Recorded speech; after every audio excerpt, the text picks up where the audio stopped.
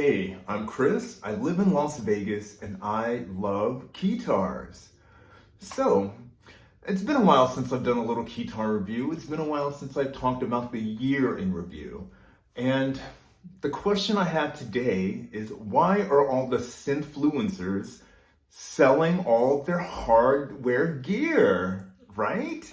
So, if you do a search on YouTube and say, I'm selling all my gear, you will find a stack of a whole bunch of synth influencers selling all their hardware gear.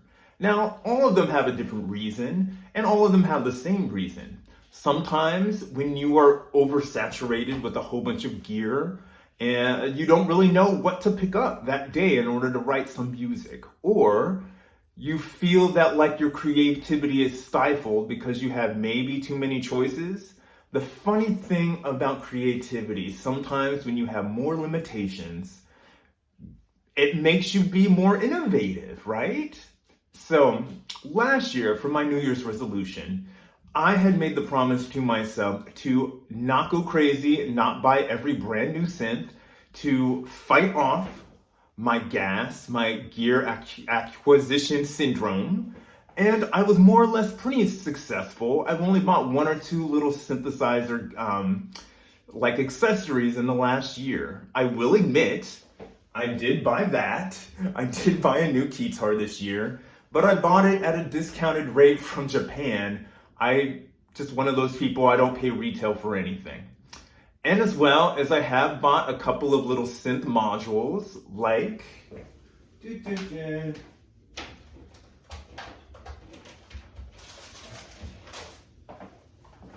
a Korg Voca module, okay? Basically, when I first got into buying synthesizers and when I found the synth community, I realized that, oh my gosh, this passion for synthesizers, this passion for sounds from the 80s is not only shared by me. There's a whole group of people who love synthesizers. And that really turned me on, and it made me feel like an awesome part of a community. And even though it's a small community, I mean small by like millions, but it's a small community, I fell in love with Keytars, which is even a smaller niche community in the synthesizer community. So my original goal as a synth enthusiast and a synth collector was to buy each and every Keytar that I could from the 1980s. Why? I love that 80s sound. I wanted to have gear, authentic gear from the 80s, and make music like those awesome musicians that I really, really loved from the 1980s. And consider this, I was a child in the 1980s, and when I looked up at all the teenagers and all the adults, I thought they were so cool and so fabulous. So by the time I became a teenager in the 90s, I thought that it would have been so awesome to be in a band in the 1980s. Now, rolling into my adult years, having a little bit of cash flow, I started buying Keytars. I started buying synthesizers. And then if you know anything about Keytars, there's more or less two types of Keytar. In the 80s, Keytars were mainly MIDI controllers. There weren't a lot of Keytars that had built-in synthesizer tones and sounds in them. There were, but they were a little bit more expensive than a MIDI controller. Again, I have those. But as well, when you have a MIDI controller that doesn't make noise, you have to get some kind of module, a sound module, in order to create that sound. So it kind of segued from synthesizer, it segued from Keytar to synth module, and let's buy a sequencer, and let's buy this, and let's buy that, and it just kind of exploded. So I had found that I was buying way too much gear than I really, really needed, right? Am I gonna sell my gear? No, I'm probably gonna keep it. I honestly got my gas under control last year, and I wanna keep it that way. If I buy something new on the market, or if I buy something old on the market, I wanna make sure that I use that thing, right? Also, you can get obsessed with buying accessories. So if you are a collector and you are been buying synthesizers since for a couple years, you will notice like, hey, I would love a foot pedal. I would love more cables. I would love a channel, like a box of channels so I could play multiple keyboards at the same time. And again, I bought sequencers. There's classic sequencers from the 80s. All of that stuff. I love it, but again, I am oversaturated with too much gear. More than likely, I will keep all my stuff because I do play it all and I do play authentic 80s sounds. Now, all of this stuff can be done in the DAW, and a lot of people who have sold their gear, and I'm talking Bo Beats, I'm talking, what's his name? Espen Craft, Red Light Recording, even that synth punk guy, and I'm not a big fan, he is selling synthesizers and stuff on eBay. Now, again, a little bit too much gear can hinder you. And having goals towards a new year, honestly, creative goals and going after them, I don't want those to be hindered. Now, of course, my goals for this year are to continue to write more music and take that time. I got a spiral notebook and I'm trying to play a little bit of music every day. And whatever sounds I hear in my head, I write it down like a lot of composers. That is my heart, that is my goal. But also, I still have a random room of gear. And how are we gonna cohesively use all this gear so none of it is a waste, okay? I do have one or two little goals for the new year. So, we recently did the flooring in our house. And sometimes when you buy new flooring, you buy these flooring samples at the home market, right?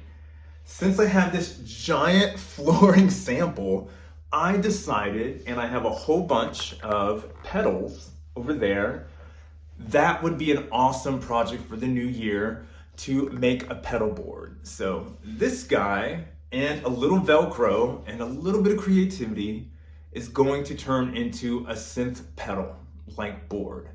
And it'll be interchangeable for what I want to do with those pedals.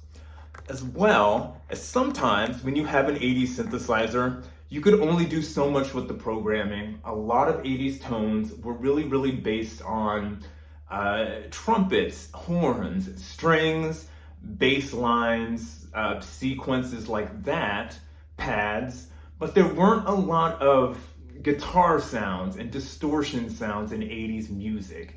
That really came later when you hear Muse, when you hear Lady Gaga, when you hear them playing Keytar.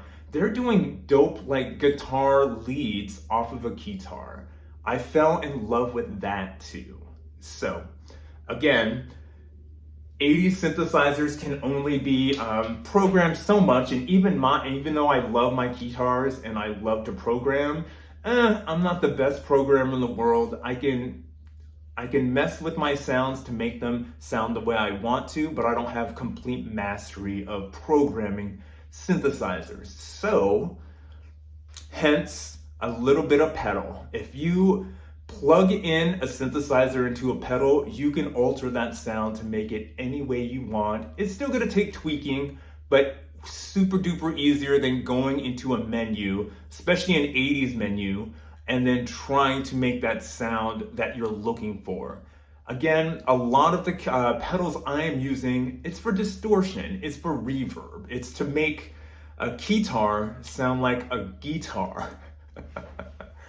So, in the new year, I will continue with my resolution to not go crazy on gear. I did order a pedal, but it's a chorus pedal that I've been wanting to buy for a year. I honestly waited a year to buy the chorus pedal. And because I bought a new chorus pedal and it's coming in the mail, hence I will put it on my my pedal board. Now, you may ask yourself, what are my goals for the new year? What do I want to do with my sound? That's an awesome question. If you have goals for your synthesizers, if you have goals for your studio, start small. Start at the very beginning and then build up to it. You don't want your creativity to be stifled. You don't want to be surrounded by gear and then like wonder, hey, which one of these am I going to pick up and play? Again, a lot of the stuff in my studio, I don't play it every day. I have favorites, but at the same time, as I love that classic gear and that classic 80s sound. So if anything, I will keep all my Keytars, but I will also play each and every one of them, not every day, but pick a new one at least every month to mess around with.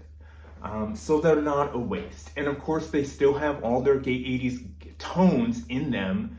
So I'm playing authentic 80s music, and it's not off of a DAW. It's not off of a box. It's actual gear that I could hold and listen to, and maybe it will gain value in the years to come. Maybe it won't. But also, it's almost like a museum of sound, and a museum of history of gear. So, do you have goals for the new year? Do you have a resolution? Beyond just eating right and being healthier, do you have goals making different music and making different sound and sharing those with others? Because I do. And I would encourage everyone, if you have a studio, if you have gear, don't get caught up in gas. Don't get caught up in buying gear that you don't need, when maybe the few things that you already have are going to make that sound that you really, really love. Health, hugs, and happiness from Las Vegas. This is Kris from Las Vegas. Keytar is life.